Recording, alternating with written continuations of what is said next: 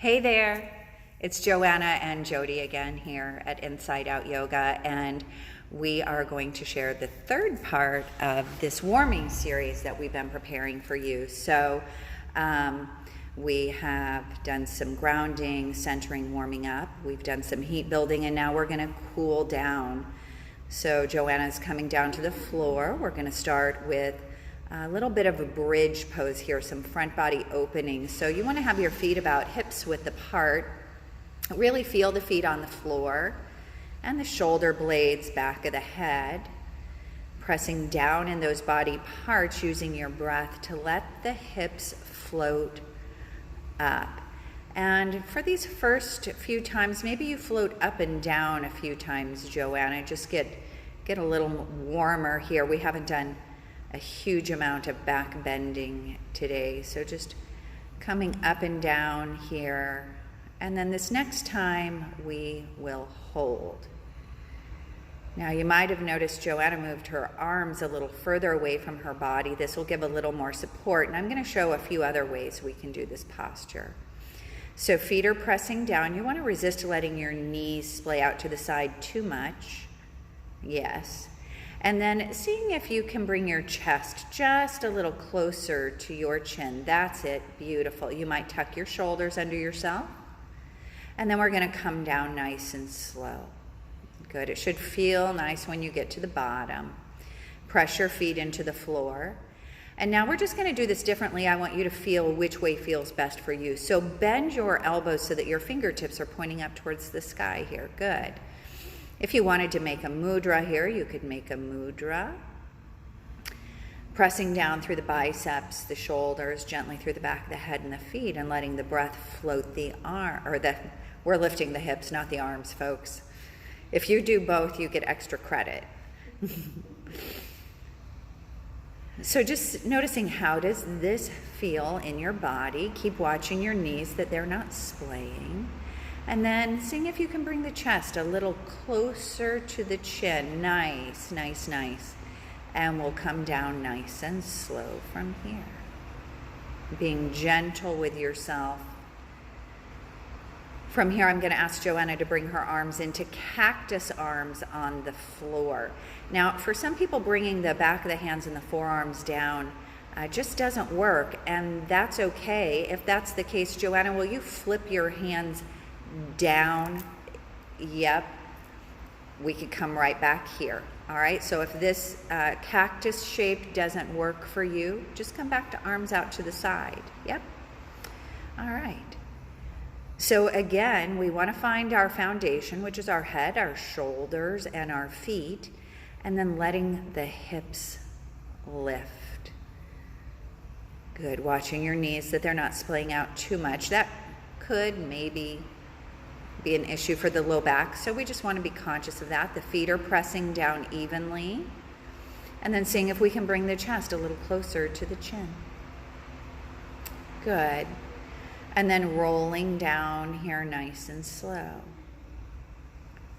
Once you're all the way down, neutralizing, maybe by hugging in or letting your knees sway left to right, or maybe it's a little combination of both. Just massaging out the low back, ankles, the shoulders, the neck. And then when you feel ready, Joanna, just rolling over to one side or the other so that you can come up to seated facing me.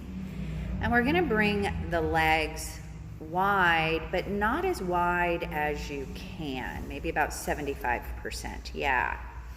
Good. So get a nice foundation here. You might move the flesh away from the sitting bones. You could bend your knees. You could put something under your knees for support if you'd like. And then we're going to bring the right fingertips onto the right shin here. Take the left hand straight up. And then we're going to begin to slide our right fingers down towards the right ankle. You might even bring the forearm down if that's available. Good. You could look up or look down or just swivel the head here. And something I've been experimenting with in this shape lately is bending my elbow and letting my forearm rest on my head. It feels really nice along the right side of the body. And Joanna, you could bend your bottom elbow also and maybe hook your fingers. Yeah, good. Good, so just breathing into that side body here. And then if you do have that left elbow bent, extend it out. Look down towards your right shin and let your right hand come to the inside of your right ankle. Left wrist reaches over the top. We're crisscrossing here.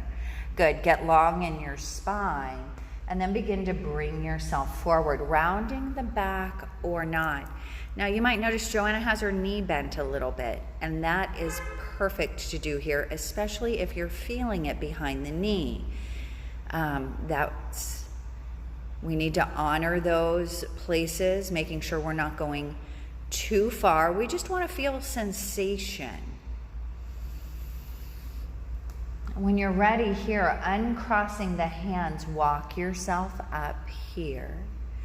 And we'll let the left foot come into the right thigh. Let your right hand come to your left knee. Left hand comes around for a twist here.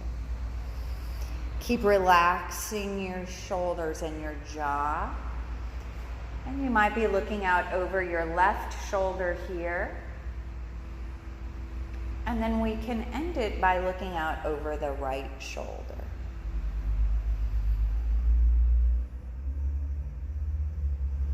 Good. From here, we'll undo, extend that left leg out. Maybe give it a little shake out.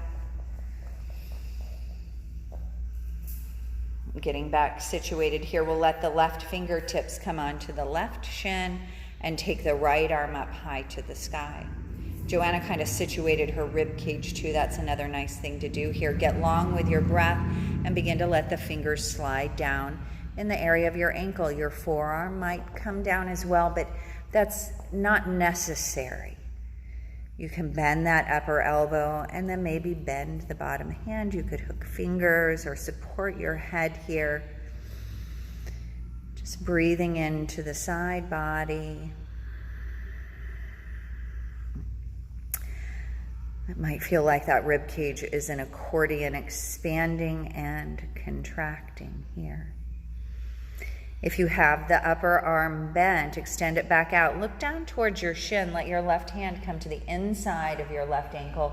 Right wrist crosses over. You might grab onto the flesh here and give a little nudge as you draw yourself forward, and either rounding the spine or working on lengthening the spine.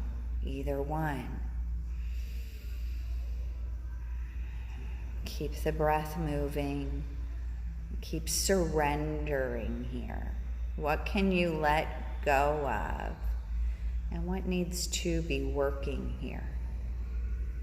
Undoing the hands, letting your hands come and frame your leg. Walk yourself up. And now we'll bring the right foot into the left leg. Thank you for being my brain. And we'll take our left hand to the right knee. Right hand comes around behind, finding that spinal twist here.